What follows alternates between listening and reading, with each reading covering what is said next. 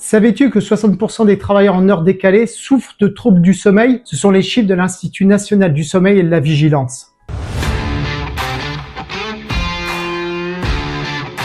Tes besoins par jour de sommeil doivent être au minimum de 7 heures. C'est ce qui est préconisé par l'INSV et tous les spécialistes dans le domaine. Le problème, c'est que lorsque tu travailles de nuit ou que tu bosses tôt le matin, il est très compliqué de faire 7 heures en continu. Donc, ce qui est conseillé de faire, c'est de le scinder en 2 fois. Faire 5 heures en continu, le minimum, et faire 1h30 de sieste plus tard dans la journée. En allant à la visite médicale de mon travail, je suis tombé sur ce document-là.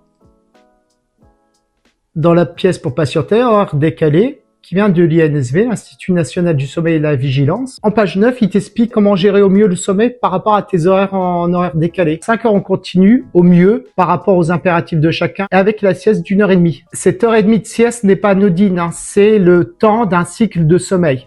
Et sur du long terme, ton manque de sommeil peut entraîner du diabète de type 2, de l'hypertension. Ces 7 heures de sommeil au minimum sont très importantes. Tu as une étude américaine qui est sortie en 2021 sur plusieurs centaines de milliers de personnes qui ont montré qu'en dessous de 7 heures de sommeil, tu augmentais tes risques de mortalité. Ton sommeil fonctionne en moyenne à des cycles d'une heure et demie. Et il te faut entre 4 et 6 cycles par nuit. Chaque cycle est entrecoupé de micro-siestes. Certaines personnes arrivent à se rendormir aussitôt, d'autres ont beaucoup plus de mal. C'est les personnes en général qui souffrent d'insomnie. Donc ton cycle de sommeil est coupé en plusieurs phases. Donc tu as la phase endormissement qui dure entre 5 et 15 minutes.